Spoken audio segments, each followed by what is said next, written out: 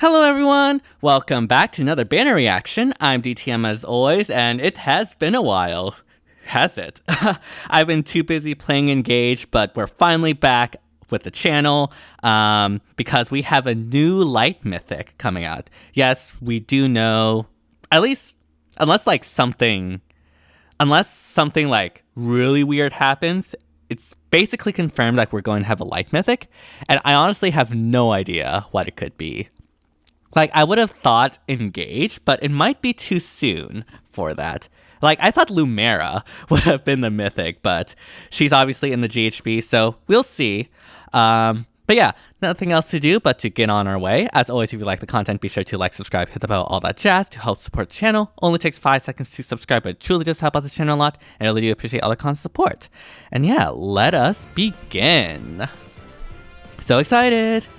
Who's it going to be? Wait, is this Shadow Dragon music? No, it's not Shadow. Wait, whoa, what? I am Fomortiis. Wait, we got Fomortiis? No way, as a light mythic? What? Nightmare's gonna be fun. I see Beast Follow-Up 3. That's gonna be very helpful. Wait, we really got Fomortiis. Or is it not a light mythic? I'm actually so confused. I haven't played Sacred Stones, so I don't exactly know the context behind this. But I could have sworn that, like, Fomortiis is, like, not... Wait, whoa, 2? Oh, there... Okay, so this is the light mythic, I'm assuming. Gotoh. Okay, there... Okay, I see.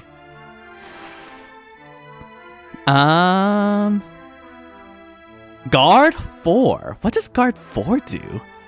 That looks interesting. Okay, we definitely have a lot of things to discuss now.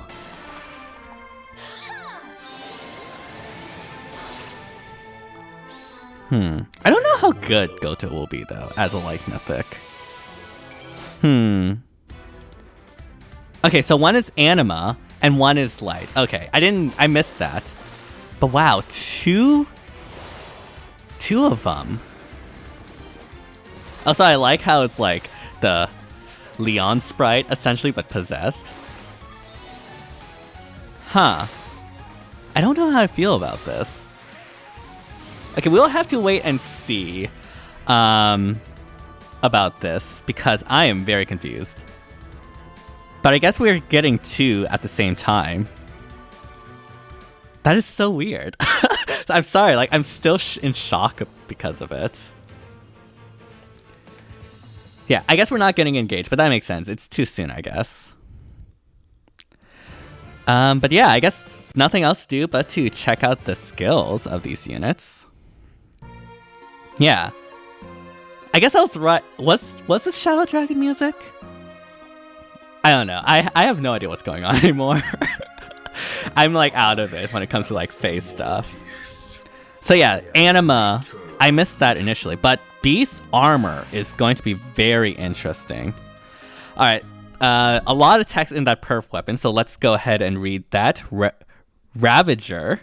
Accelerate special trigger. At start of combat, if unit's HP is greater than or equal to 25%, inflict special cooldown charge -1 per attack on foe, and attack defense -6 on foe during combat.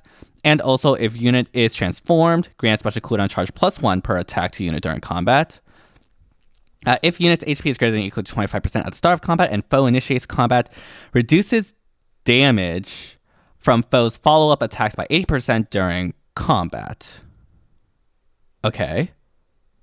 And then, so that's like that's like Black Eagle rule, essentially. At the start of turn, if unit is adjacent to only beast or dragon allies, okay, that's the transformation effect. Interesting. I wonder how good this will be as a far save unit, because this is a beast armor. I mean, granting guard and special acceleration is extremely good. The damage reduction on the second, like on the follow-up attack, is also really good. Again, it's just basically like Black Eagle rule. And so as long as you have like Hardy Fighter with Aegis, the only thing you have to fear is brave attacks. But you have guard, so it's very unlikely that you would get lethalitied or dead-eyed, even with the brave. So there's not really a need to run like deflect magic or deflect missile as much. Interesting. Yeah, this is interesting. Because this basically can take the place of a far safe armor in a Catria ball. Now, we have to keep in mind that, mythics do not grant mythic buffs, which are extremely huge. So we'll have to wait and see like how that affects things. But that's less of a problem on defense, since generally you only have like 2 mythic buffs anyways. But still, that's 10 HP, which is a lot for a tank. Anyways, let's see what a Nightmare does. If foe initiates combat or foe's HP is greater than or equal to 75% at the start of combat, inflicts attack defense -10 on foe during combat, and reduces damage from foe's first attack during combat by 30%. If foe initiates combat after combat, the closest foes within 4 spaces of target who have yet to act have their actions end immediately. What? Okay. Interesting. So, what? So this also like really stops, I guess, Gale Force if you have that unit within 4 spaces of unit. Now, okay, I don't know. Oh, and this also has 80 far safe already. So all you need is Hardy Fighter and you're good to go. Okay, that makes sense. So that's actually really efficient in terms of like skill inheritance that you need. Beast Follow-Up 3, what does this do? Removes the condition to transform. Unit makes a guaranteed follow-up attack during combat. Okay. So this isn't like NFU or anything. This is just a guaranteed follow-up attack. I'm not sure how I like that, honestly. I think whatever skill Emblem has is better. But obviously this is probably better for the slower or more tanky beast units. So that makes sense, but I think for the most part, you'd probably replace this with Hardy Fighter. Yeah. That just seems like the way to go. Wait till we get like a Beast Hardy Fighter. Then we'll talk. But yeah, Nightmare is interesting because most of the times, most of the time, what you would do, say with Linja, is that you would have Linja go in and attack, and then have a dancer go in and dance. But the thing is, if that dancer is within 4 spaces of the target, then obviously that dancer will immediately end turn. And so that's really interesting. I have to think about that. I have to actually see how this works in practice. And also, we also need to know whether or not this effect happens if you are able to take out a Fomortiis, in that one round of combats. How Canto Control doesn't activate if you take out the Canto Control unit. So yeah, very interesting though. Very interesting. I don't know if this will change much though, honestly. I forgot to check the blessings, but I think it will speed. Huh. Okay, for whatever reason, they're using Fomortiis on offense, even though he's an anima. At least I believe that's the anima sign. Yeah, and you can see the end turn there. That's a huge range. Huh. Obviously, as a far save, if you manage to take that out with Linja or Ninjoran, then that's fine. I'll have to think about that a bit more. Anyways, what does Gotoh have? Brilliant Starlight. Accelerates special trigger. At start of turn, if unit's HP is greater than or equal to 25%, grants defense res +6 and reduces damage from area effect specials by 80% to unit and allies within 2 spaces of unit for 1 turn. Okay, so this just gets out a Mufasa's perf effect, except to everyone. Goodbye AoEs from Dark Light Season, I guess. I'm not sure if like people actually used AoEs in Light and Dark Season though.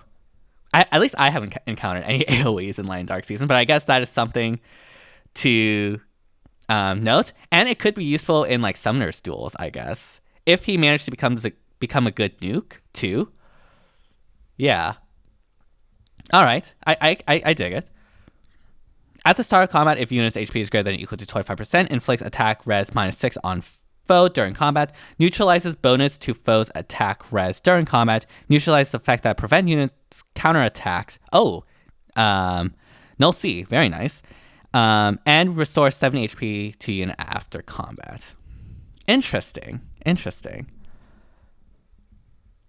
I don't see any true damage. Maybe it's in Gift of Magic, but I mean, neutralizing bonuses to foes' attack and res is really good.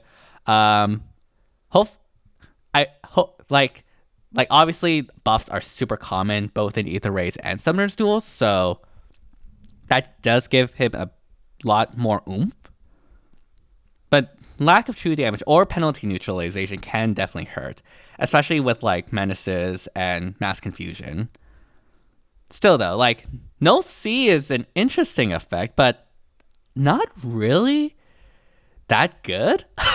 Like you rarely see like sleep effects these days, especially ones targeting mages. All right. Anyways, let's move on to Gift of Magic.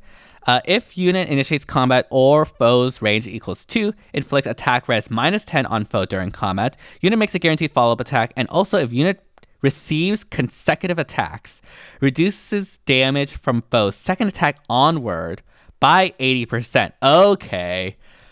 If foes with range equals 2 initiates combat and foe can make a follow-up attack, foe makes a follow-up attack before unit can counterattack. Okay, so this is like the reverse, the forced desperation that Brave Ike has. Except now it's in the A. So this is basically just like Brave Ike. Yeah, as long as you receive consecutive attacks, like just like Ervil, you get those reduced by 80%. And the opponent is forced to make like those attacks consecutive because of this forced desperation. Now, obviously, Hardy Bearing like gets rid of this completely. And also, if you manage to like are able to like charge up Deadeye or whatnot, or lethality, especially with a tempo, then obviously this doesn't matter. But still, it's pretty strong, I'd say, especially in combination with the AOE support. That's really good. Anyways, Guard 4. What does Guard 4 do? At start of combat, if unit's HP is greater than or equal to 25%, inflicts attack -4 and special cooldown charge -1 on foe per attack during combat. Only highest value applied, does not stack, and reduces damage from foe's first attack during combat by 30%. Okay, so there's the damage reduction on the first hit. Wow, this is all damage reduction. Wow. So basically, I think the value of Gotoh will be the AoE support, especially in Summoner's duels, because right now we are in an AoE meta. So having that support is extremely powerful. As for Light Season, I don't know, honestly.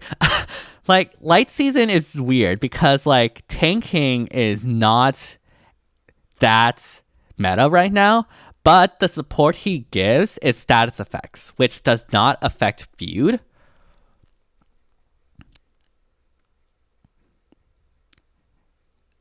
And obviously, like, Guard is really good because it helps deny lethality or Deadeye, which obviously can cut through Gotoh's Gift of Magic and Guard 4 damage reduction. Huh. I don't know. Okay. I have to think a bit more on that, honestly.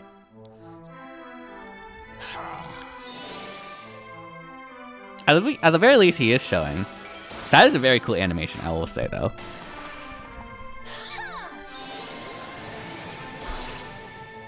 Yeah, there's the damage reduction. 6, then 2. But, like, I don't know. Like, pre-charge lethality and Deadeyes are a thing. Alright, who else do we have on this banner? And yeah, I don't know. Fomortiis being speed is not that great. It's all about res. At least when it comes to mythic buffs.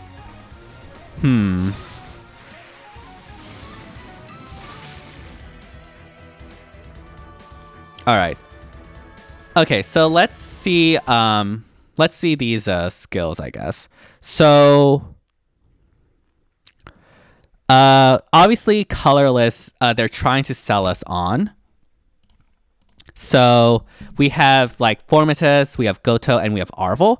Honestly, I don't think this is a particularly good share because only Gotoh has value with merges. And so obviously like Fomortiis is a good unit, but Fomortiis doesn't scale with merges like as other like offense mythics do, because offense mythics, like each merge is a guaranteed point, while defensive mythic merges are not guaranteed progression.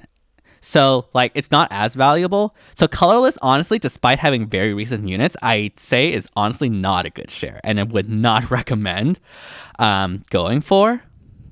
Which is funny because this is clearly meant to be like the star of the banner, and yet it's actually not that good. Anyways, what else do we have? For red, we have Leaf, Veronica, and Reagan. Now this is a pretty good share. Like if you're needing like a wind legendary core, Veronica is a really good option, and Reagan is obviously a very popular Astro Mythic that everyone gets for free. Unfortunately, no, we did get a rerun with her, so like hopefully many people have merged her up decently well, so this is a great opportunity to get even more merges on Reagan. And then Leaf, obviously Arcane Sword is pretty strong, especially like honestly I think the Arcane Sword is probably one of the best rearmed weapons we've had recently. I mean, it has the advantage that you don't need to be speedy in order to use it well, and so yeah, really like the rearmed sword a lot. So honestly, red, very good share. I like it. Blue, what do we have? We have legendary Dimitri, Uller, and Monica. I guess this is a decent share too. Like obviously, legendary Dimitri is a water legendary. Always appreciate merges on that if you need a water core. Uller is a light mythic. Unfortunately, I don't think Uller is that good of a light mythic, and we can I'll let you know like my thoughts on the on like light mythics, anime mythics like after I do this, but honestly, like not a big fan of Uller like at all. When it comes to green, we have Freya, legendary Edelgard, and Hilda. Like before, I guess this is okay because again, you still get value with more offense merges and legendary merges, but I'd say like both Freya and Edelgard are very outdated. Legendary Edelgard is waiting for her remix, which hopefully will be soon. I mean, Hilda, I guess, is nice, but I don't think I've seen that many Hildas. Like, Hilda is definitely not meta by any means. So, yeah. So yeah, overall, honestly, this banner is kind of weak. Like, not gonna lie. I'm not a big fan of this banner, like, at all. Like, obviously, the star of the show is meant to be colorless, but colorless is such a very poor merge. Like, only Gotoh has value in merges, and yet, like, it's just actually so bad. It's actually so bad. I don't know. Maybe we'll see how things go from here on out. Yeah. Honestly, I'd probably just summon for red. Red is actually super good. So red is the real star of this banner, obviously. But yeah, how long does this last? Okay, So this lasts how long is this? Like roughly 2 weeks? Yeah, 2 weeks. So personally, I would definitely wait until anniversary to determine whether or not to summon. I don't think this is really a must pull banner by any means. And to be perfectly honest, yeah, I'm not a big fan. Like I'm just not. And I really do apologize if like you are huge fans of these characters. Like I do think these units are going to be very good. And actually, yeah, let's talk about the units that are on this banner. So first we have Fomortiis, which is an anima mythic, and obviously this is the competition for anima mythics. So obviously at the top right now we have Mirabilis and Arvel. Mirabilis just being a dancer is amazing, and obviously boosting res really helps in a meta with Elamine. And Arvel also boosts res and also is a super powerful nuke that can work very well in Castria balls. So Arvel has a lot of value. And definitely these two I'd say are the top two. In A, we have the more, I guess, niche. Like, honestly, like, anima mythics are pretty bad overall. So, like, even though this is A, this is still, like, probably not good enough for, like, top tier ether raids. But, like, Duma has value because Duma can get rid of catapults, which is very good for shutting down, like, Bolt Tower Gale Force. Odor, I guess, is very nice for being a melee nuke. But honestly, not that great. At least he does have the range to do that. And then Thrasier is waiting for a remix, but honestly still functions decently well in a Castria ball. Yeah, you just need quite a bit of investment, I guess. Then after that, we have Saros, whose only value really at this point is enabling the 7th slot. And then, yeah, Leaf. Leaf is pretty bad, I have to say. So where would I put Fomortiis in this? Well, honestly, I'd probably put Fomortiis like it's either the last of S or like the first of A. Again, the main reason for this is because like Elamine exists. So being able to shut down Elamine is a must. And most mythics do this by having like a mythic buff to res. And Fomortiis, obviously, as you can see, has a mythic buff to speed. And I mean, he is a far safe armor, but like, and obviously, like, he shuts down like Gale Force really well, but your defense shouldn't be aiming to shut down just Gale Force. Your defense needs to be aiming to shut down Elamine save balls. That is the meta right now in Anima and Astra. And I don't think Fomortiis really helps with that. I don't know. I could be wrong, which is why I'm like debating between these two places. But I guess for now, I'll put Fomortiis at the top of A. Again, this is just my personal opinion. And take this with a huge grain of salt, as obviously these units haven't been released yet, so we don't actually know how this works. Who knows? Maybe Fomortiis will actually be super powerful and insanely meta. I know it will definitely affect me because I use Gale Force a lot. But again, like, Gale Force is not the problem Astra and Anima season is facing right now. What Anima and Astra are facing is Elamine save balls, and I don't think this really does anything to help hinder that. Anyways, on to the like mythics. I clearly am a professional YouTuber. This is where I personally rank the current like mythics. Peony and Asker are at the top. Peony is still the best like mythic dancer we've had, giving orders, buffs, etc. And Asker, obviously, having that cooldown support is really good, in addition to just providing a lot of buffs as well. Next, we have Ash, whose warping effect is very strong. Not as powerful as Peony or Asker, but very strong, especially in something like Gale Force. Same thing with Dagger. Like, Pathfinder is not as impactful in offense, but still very strong in like certain Gale Force executions. And then in B, we are starting to fall off. Like, Milla, Isolation is not exactly that important these days. Who knows? It might change if Emblem ever gets more prominent, but honestly, like, I don't think isolation, like, dancers are the least of your concerns, I'd say. And then air. Unfortunately, air doesn't really provide much besides the Sparkling Boost Plus. Now, that Sparkling Boost Plus is extremely strong, which is why I have her at B and not C, and can definitely be very helpful in tanking, especially in rotations without Healing Tower. But yeah, definitely B. And then last, I'd have Uller and Freya, which I don't think are that good or provide that much value in the team. So yeah, where would I place Gotoh? I don't know, honestly. Like, I think it'd be the same as Fomortiis. I think either here in S or here in A. Now, unlike in the anima tier list, Light is actually pretty stacked. So, there's like a lot of like power. Like Ashe is super powerful still.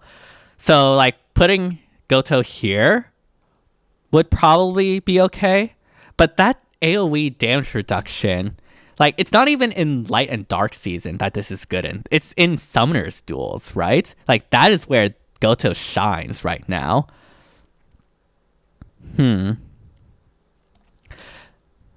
I guess because of that Summoner's duels, I'll put Gotoh in S. This will definitely be a meta changer, I think. I don't know about his nuking potential. Like, that remains to be seen. If it turns out that he's not that good of a nuke, you might start to see Gotoh's falling off of the meta. But for now, I'll put him at the end of S. I might drop that down to high end of A once we get him like in the game. But for now, I'll just put him here. But yeah, overall, that is my impressions on the banner. What are your thoughts on this banner? This is definitely a huge curveball. I guess we'll have to wait for Engage's legendary or mythic hero. But yeah, hopefully y'all enjoyed. Let me know down in the comments which of these units are you most excited for. And yeah, thank you all so much for watching. If you did enjoy it, please be sure to like, subscribe, hit the bell, all that jazz to help support the channel. Only takes 5 seconds to subscribe, but it truly does help out the channel a lot, and I really do appreciate all the constant support. And yeah, thank you all so much for watching. See you all next time.